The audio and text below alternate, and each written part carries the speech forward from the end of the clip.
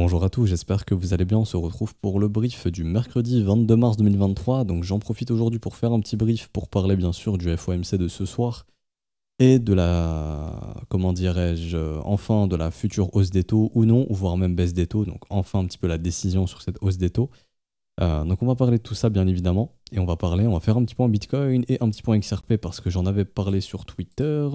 En fait, hier, on avait vu avec les élèves via notre indicateur de force au niveau des assets entre eux que XRP commençait à se décorréler un petit peu ici, où Bitcoin, vous voyez, était un petit peu baissier. Toutes les altes en général étaient vraiment en train de faire des M. XRP commençait à faire des W, donc petite décorrélation de la part d'XRP. Et après, j'avais mis le graphique weekly vraiment qui est pas mal du tout, où des W weekly sont très proches de se former, et bah, c'est en train de se former, où ça n'a pas loupé Enfin, franchement, je m'attendais pas à ce que ce soit aussi rapide. Je pouvais m'attendre à une petite poussée parce que bah, ça commençait à se décorréler. Maintenant, bon, ça a pas mal poussé.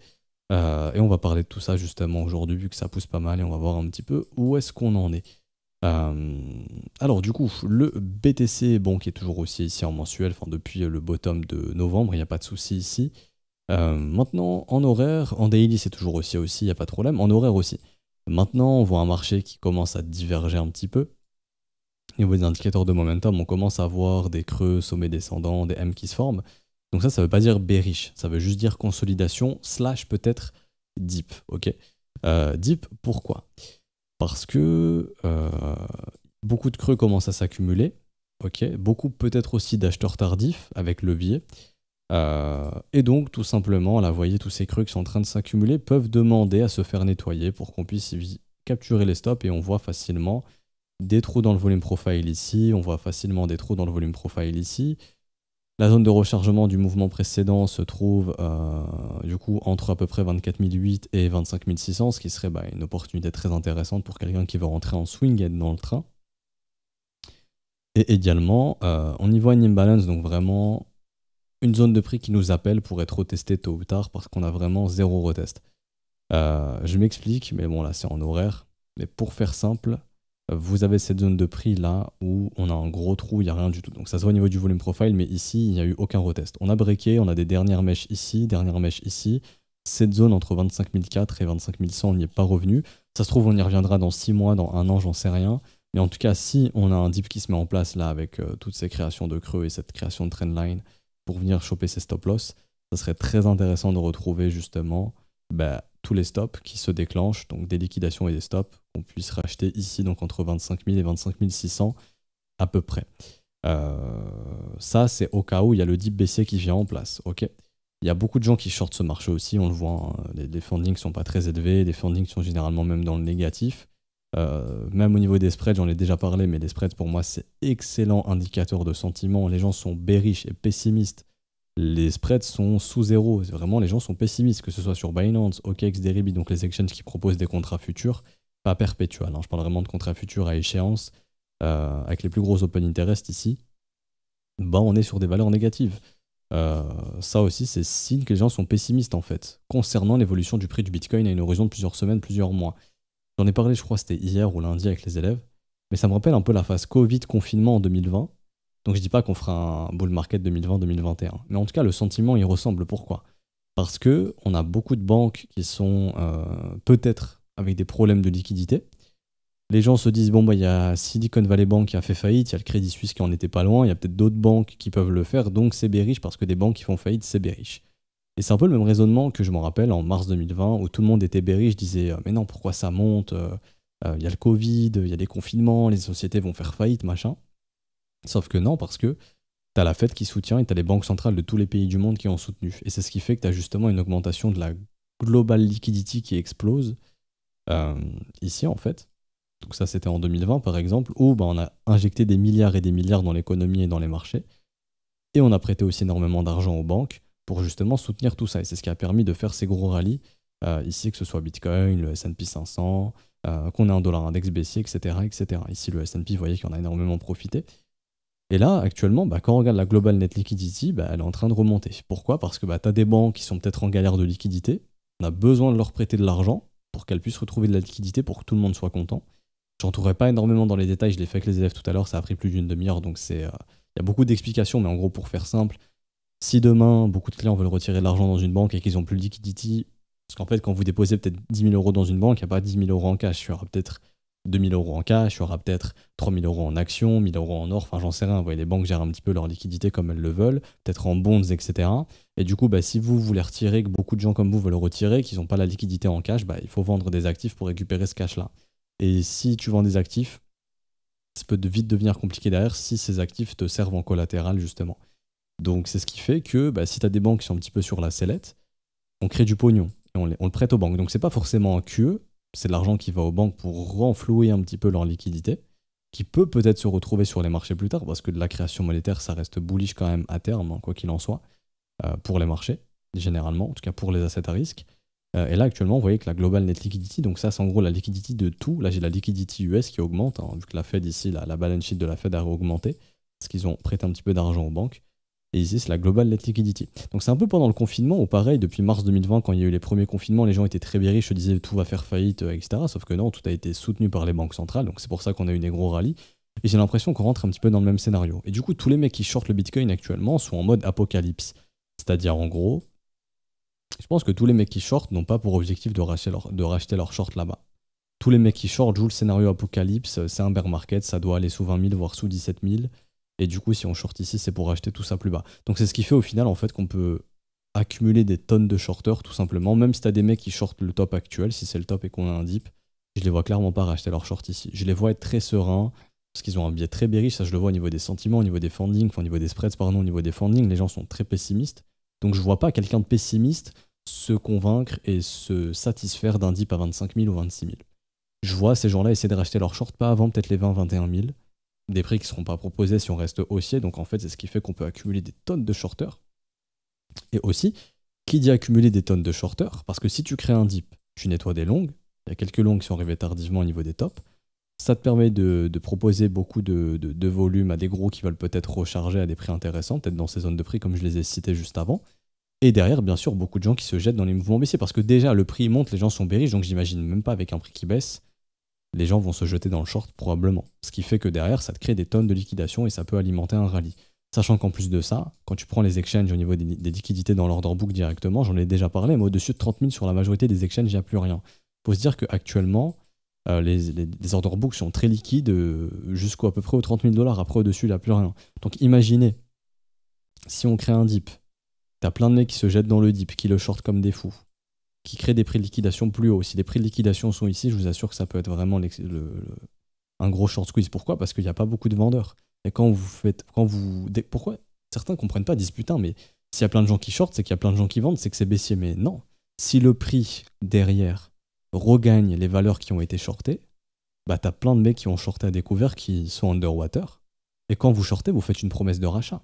C'est comme dans un marché dans lequel il y a plein d'acheteurs qui sont déjà dans le train. Bah, techniquement, c'est que des vendeurs par la suite. Donc s'il n'y a plus personne pour acheter, comment le prix monte s'il n'y a plus que des vendeurs? Bah là, c'est pareil. Si tu as plein d'acheteurs qui ont peur, qui ont peur parce que oui, les banques peuvent faire faillite parce que machin, comme à l'époque Covid, et du coup, personne n'achète, et bah déjà, ces mecs-là, tu peux les faire FOMO plus haut. Et en plus de ça, les mecs sont plutôt aptes à shorter via de ce qu'on voit au niveau des indicateurs d'order flow, ce qu'on voit au niveau, par exemple, des sentiments grâce aux spreads, etc. Donc c'est ce qui fait que les mecs sont plus aptes à shorter. Et en plus de ça, si les mecs short sont pas chauds pour racheter leur short dans les 25-26, parce que je pense qu'un mec qui short ici, qui joue le scénario effondrement bancaire et effondrement de la bourse, je pense pas qu'il va se contenter de racheter ses shorts à 25-26 000 sur Bitcoin, mais il veut les racheter beaucoup plus bas. C'est ce qui fait que le mec, en fait, il va shorter, ok, on peut baisser, mais il saura pas prendre ses profits, il finira underwater.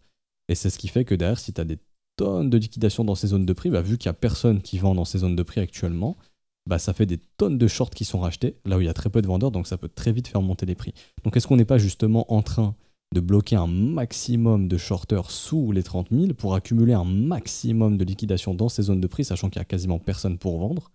Et derrière, une fois qu'on y va, bam, le short squeeze se déclenche et très vite, on peut monter très vite 31, 32, 33, 34, 35. On casse les 30 000, l'euphorie arrive, pas l'euphorie, mais le public commence à se réintéresser au Bitcoin, les médias en parlent, ça monte, ça monte, ça monte. Les gens qui ne croyaient pas à un narratif où le Bitcoin préserve de la valeur, les banques sont un peu en PLS, machin, donc le Bitcoin est très intéressant. N'y croient pas ici, se mettent à y croire parce que ça commence à pumper, et boum, on leur distribue tout dessus, et à ce moment-là, hop, le top se forme, les mecs ont refusé d'acheter, ont shorté, se sont fait liquider, se mettent à acheter le top, et le marché se reverse. Le marché est un chien, si je puis dire, Et s'il y a bien un coup de petit enfoiré à faire, je pense bien que ce serait un coup comme ça. Accumuler un max de shorts, les défoncer en haut parce qu'il n'y a personne qui veut vendre, ça peut faire monter les prix très facilement, les gens comprennent pas pourquoi ça monte aussi vite. On vend aux gens le narratif, oui, Bitcoin protège du système bancaire, etc.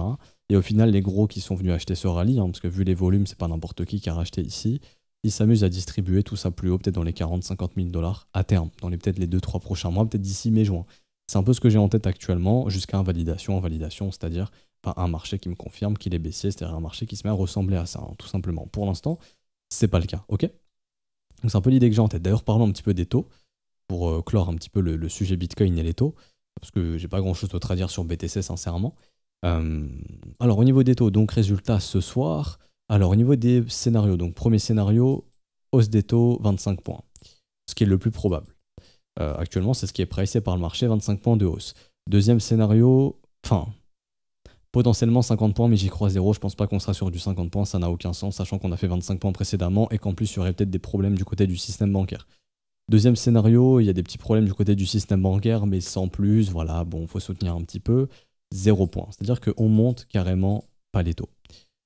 Et le meilleur scénario à court terme, mais peut-être l'un des pires, en tout cas si on sait lire entre les lignes, baisse des taux. Et ça, c'est pas très bon, parce que ça veut dire que le système bancaire, il est un peu en PLS et qu'il faut vraiment renflouer vite, et il faut éviter un maximum de rester sur des taux très élevés.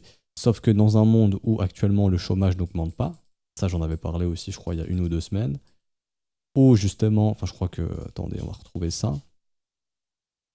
Comme ça, je peux me servir de ça comme support. J'ai déjà les écrits, donc c'est plus facile pour expliquer. Alors... Voilà, donc dans un monde où la SVB a fait faillite, le Crédit Suisse pourrait être le prochain. Bon, ils ont été rachetés, du coup, non. L'argent, il y aurait le narratif, du coup, hors gold, ça on avait vu. Mais surtout... Alors, où est-ce que j'avais vu ça?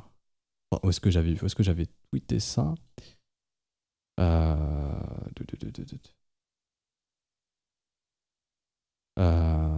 Alors, peut-être je l'ai dépassé. Peut-être je l'ai pas tweeté. Si, j'ai dû le tweeter ça.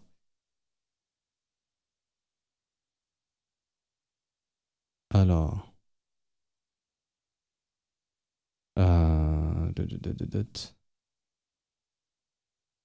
bon, j'arrive pas à retrouver. Je suis un peu deg. Voilà, le chômage qui n'augmente pas, les banques à renflouer, les taux qu'on va difficilement monter. Donc est-ce que la Fed est prête à sortir à planche à billets quitte à ce qu'on connaisse une hyperinflation? Donc en fait c'est simple, si carrément on baisse les taux, c'est que c'est vraiment la merde dans le système bancaire qu'il faut soutenir à mort, donc on va imprimer de l'argent. Mais ça bien sûr que déjà le chômage augmente pas, donc c'est compliqué de voir une baisse de l'inflation.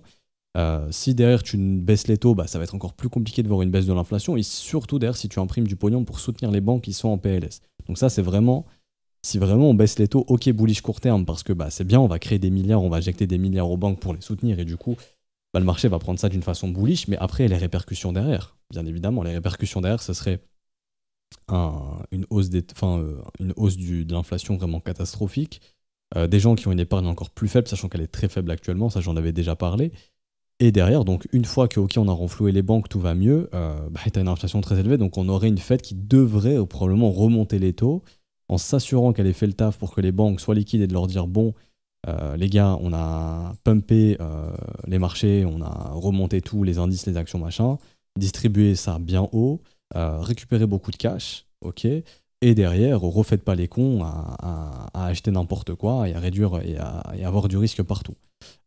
Si les banques se tiennent à ça, ok, comme ça on peut remonter les taux, et du coup, si on remonte les taux agressivement pour combattre une inflation qui serait peut-être à 2 chiffres, si jamais ce scénario arrive, je vous laisse imaginer dans quel état seraient les marchés par la suite. Donc en gros, ce serait très simple.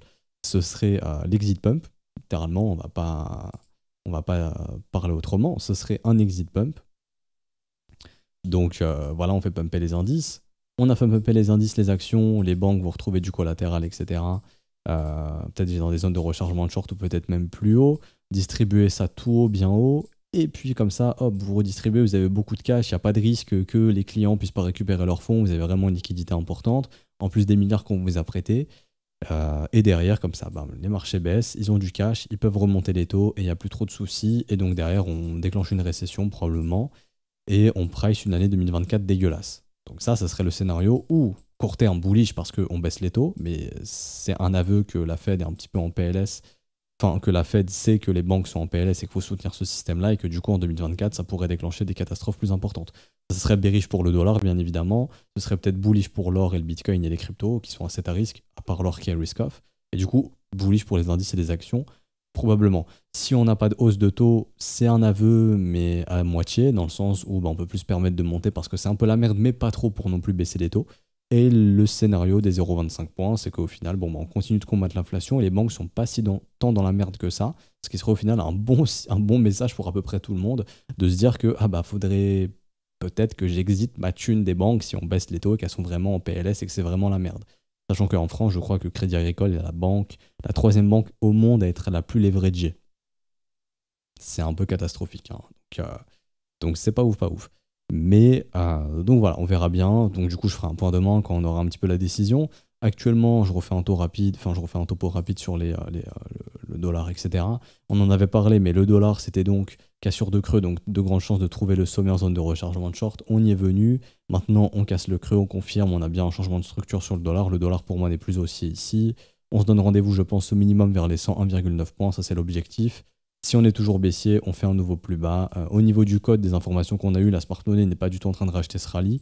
Légèrement, donc elle a dû clôturer un petit peu de short, mais sans plus, elle n'est pas full à l'achat.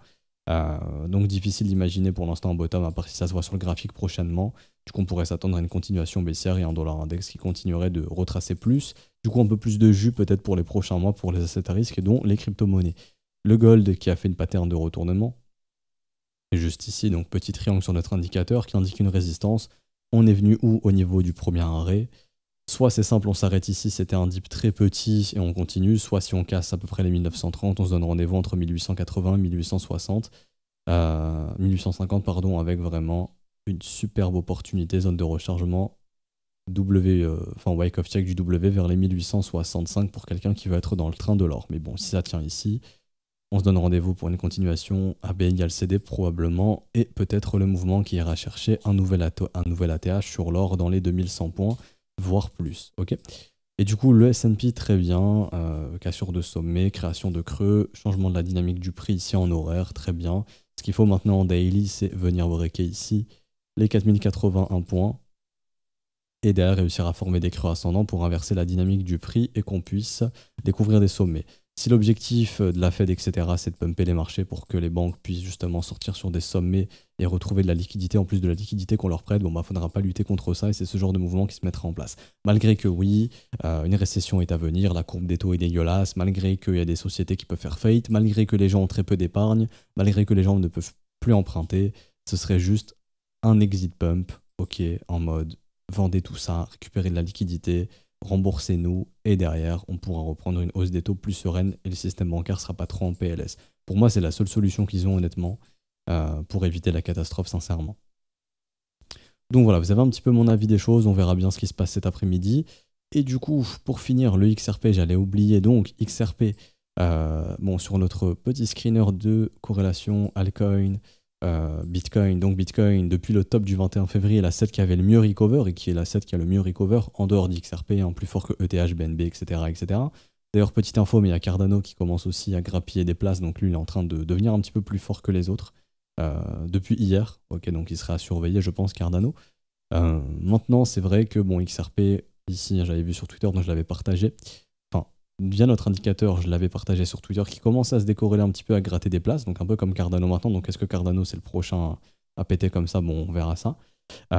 Et XRP, donc, beaucoup les testent, beaucoup l'aiment, moi perso je m'en fous. S'il y a du pognon à faire dessus, je prends, si on n'a pas, je prends pas bien évidemment. Maintenant je comprends que des gens l'aiment bien, le détestent, centralisé, bref, etc., etc.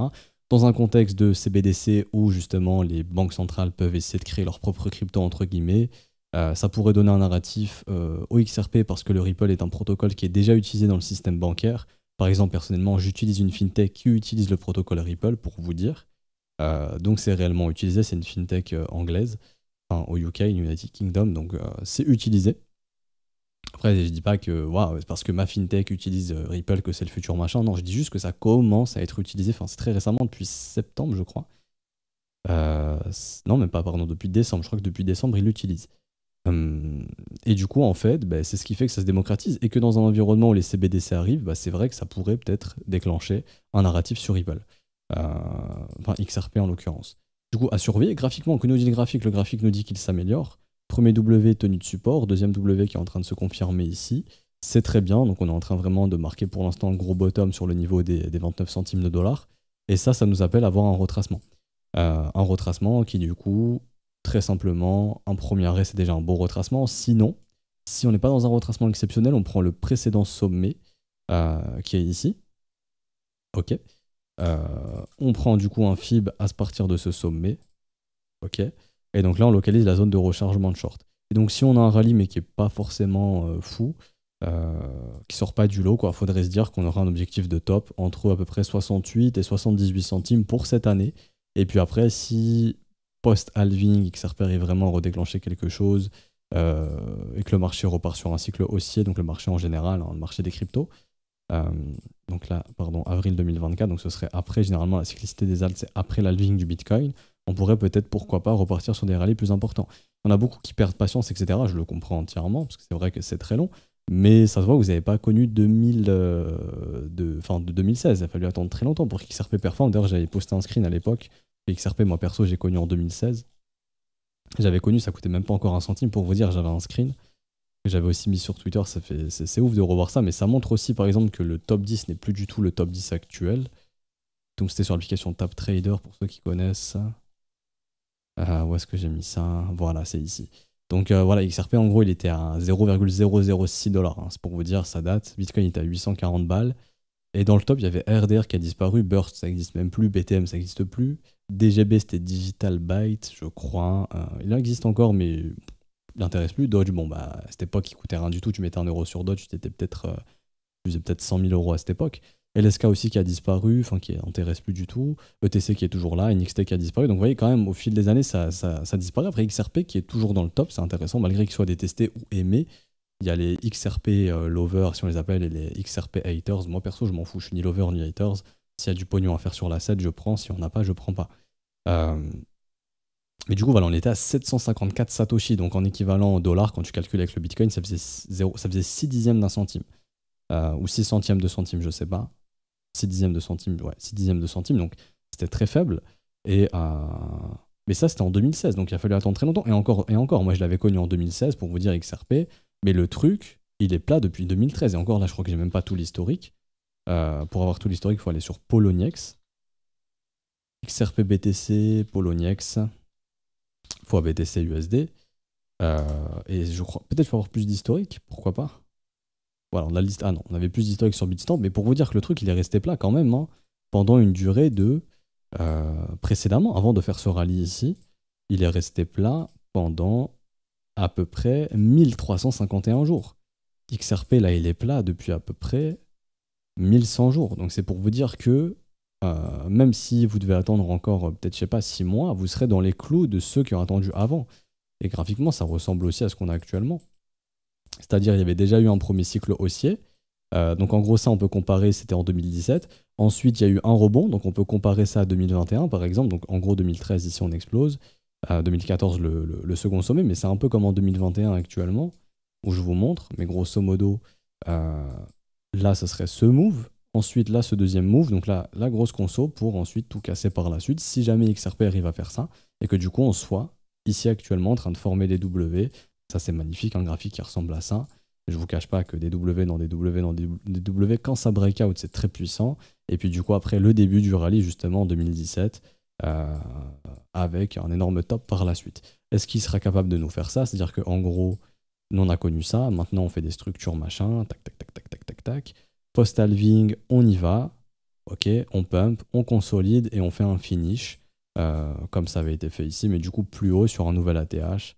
Où le monde entier, tout TikTok s'affole, oh là là, XRP c'est génial, ça coûte que 6 $, regardez le Bitcoin en coûte 80 000 ou 100 000, ça peut monter à 1 000 $, les mecs connaissent pas le rapport capitalisation, tokenisation, et on leur met dans le cerveau que ça peut aller à 1 000 $, faut acheter.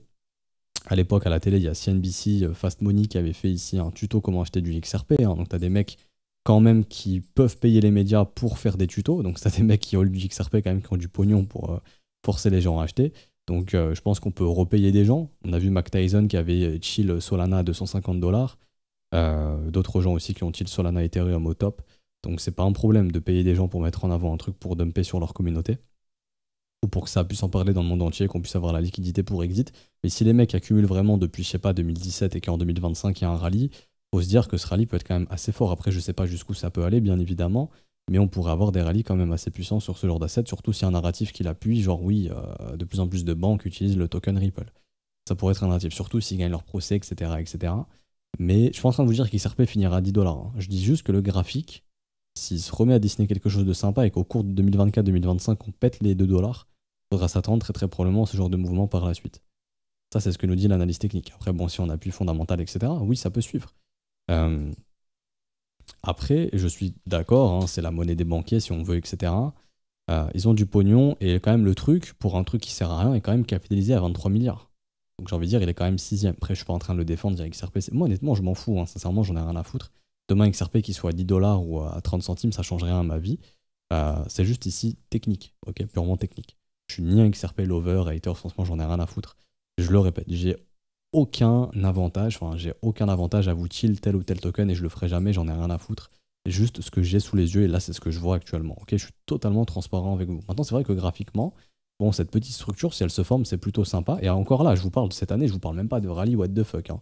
Et je vous parle on revient vers la prochaine résistance, en gros entre 70 et 90 centimes de centimes, et on s'arrête là pour le moment. Après, si en 2024-2025, ils ont gagné leur procès, des banques utilisent le protocole, etc., etc., oui, c'est vrai que ça pourrait appuyer un narratif un peu plus haussier, sachant que ça a déjà été fait par le passé, hein, il a déjà été très plat de 2013 jusqu'à 2017, donc on pourrait très bien être très plat de 2017, enfin pardon, de 2020, excusez-moi, de 2020 jusqu'à 2025. On est resté plat 4-5 ans, enfin 4 ans ici, on peut très bien rester plat 4-5 ans également ici, et reproduire un cycle, c'est déjà reproduit, tout simplement. Donc voilà, je voulais revenir sur ça. Donc bon, bah en tout cas, si vous êtes investisseur long terme et que vous croyez au XRP, bon bah les localisations sont bonnes, hein, encore une fois, hein, tant que le truc il est, je dirais honnêtement, pas 61,8 parce que 61,8 ça me paraît un petit peu abusé, mais tant qu'il est sous 78,6, donc en gros sous 70 centimes, ça peut être considéré comme un investissement intéressant à long terme. Tant qu'il est sous 38, enfin quand il est à 38, c'est vraiment un investissement exceptionnel, si vraiment il arrive à redéclencher quelque chose derrière. Mais en tout cas, il faut se dire que graphiquement, voilà, là ça commence à redéclencher un petit truc, un peu des bases, hein, comme ça avait été le cas ici. Vous voyez? Peut-être qu'on est ici pour un futur rallye. Est-ce qu'on arrivera à remonter ici en 2023 ou juste on se contentera de ça pour par la suite aller plus haut? Bon, ça c'est ce qu'on attend de voir. Mais en tout cas, le graphique il ment pas. Ça c'est bullish, ça c'est bullish, ça c'est bearish. Ok, donc là on est en train de retrouver un graphique qui s'améliore, c'est-à-dire, et je finirai là-dessus. Après, c'est ce que nous dit l'analyse technique. Encore une fois, je suis d'accord que c'est centralisé, ça n'a rien à foutre dans le monde de la crypto, machin. Mais s'il y a de la spéculation et qu'il y a de l'argent à prendre, bon bah. Et si le graphique dit oui, j'ai envie de dire let's go. Cassure de trendline, structure de l'autre côté, W machin, c'est vrai que ça commence à beaucoup s'améliorer ici graphiquement. C'est vrai que ça s'améliore. Après, encore une fois, c'est peut-être en train de confirmer un bottom sur les 28 centimes. Donc toute cette zone, hein, franchement, pour un investisseur, c'est méga intéressant, je dirais même. Maintenant, voilà, je m'attends à rien, pas avant, je pense, mi-2024, voire début 2025. Mais pour cette année, je m'attends à un retracement, vu ce qui se dessine, peut-être dans les 70 à 80 centimes de dollars. Ça ne m'étonnerait pas du tout. Ok, du coup, on s'arrête ici pour aujourd'hui. J'espère que ça vous aura plu. Si c'est le cas, n'hésitez pas à laisser un petit pouce bleu, vous abonner, ce n'est pas déjà fait. Si vous souhaitez vous former à nos côtés, apprendre tout ce qu'analyse technique, déceler justement les assets qui deviennent intéressants, qui sont techniquement intéressants, développer vos stratégies, votre trading plan, vos stratégies d'investissement, etc., etc., bah, tout ça, ça se passe dans l'école. Vous êtes formé à nos côtés tous les jours, avec le brief privé des élèves, en plus les cours, les exercices, etc., etc. Donc toutes les infos sur le Discord, dans le salon bienvenue du Discord, tout simplement. Vous avez ici toutes les explications pour les modalités. Si jamais si jamais vous voulez en savoir plus sur l'école, en cette fin de vidéo, vous avez la vidéo de présentation à chaque fois, hein, qui s'affiche. Vous pouvez cliquer dessus si ça vous intéresse. Donc voilà, vous avez les modalités crypto à ce stade du mois qui sont beaucoup plus intéressantes. Paiement BNB ou Ethereum ou USDC ou USD, enfin pardon, ou USDT ou BUSD, donc stablecoin. Vous avez les adresses ici, vous avez les montants ici. Une fois que le transfert est fait, vous nous envoyez le TXID en message privé, on s'occupe de vous et on vous met votre rôle élève. Si jamais vous, comment dirais-je, si jamais vous avez des questions quelconques, n'hésitez pas sur le Discord, on vous répond. En commentaire de cette vidéo, je vous répondrai également. Du coup, on se retrouve demain. Oui, j'allais oublier d'ailleurs XRP qui est tradable sur BitGet. Si vous voulez trouver un exchange, vous pouvez le trader sur BitGet, 15% de réduction sur vos fees. Donc pour un investissement, si jamais vous investissez dedans, bah, c'est toujours des XRP en plus dans votre poche avec notre lien partenaire. C'est hyper intéressant pour vous. C'est très liquide, c'est dispo en spot, donc il n'y a pas de souci, vous pouvez investir, enfin si vous voulez investir ou vendre, peu importe. XRP, ça se fait sur Bitget sans souci, notre partenaire. Donc n'hésitez pas, le lien il est en description et en commentaire également. Futur concours cette semaine, je pense vendredi pour le futur concours, donc n'hésitez pas aussi, hein, pour tous ceux qui sont inscrits sur Bitget, vous pourrez participer, ça se passera sur notre Twitter, donc n'hésitez pas à nous follow. Pareil, le lien il est en description et je poste aussi plein de trucs que je poste pas forcément sur YouTube parce que des fois il n'y a pas de brief, quand il n'y a pas forcément grand chose d'intéressant, mais je vois des petits trucs intéressants, je les partage sur Twitter, donc n'hésitez pas. Donc voilà, on s'arrête ici pour aujourd'hui. Bonne journée à tous, on se retrouve je pense demain pour faire le point sur la hausse ou non des taux. On parlera de tout ça, la réaction des marchés également. Du coup voilà, bonne journée à tous, à demain. Ciao ciao.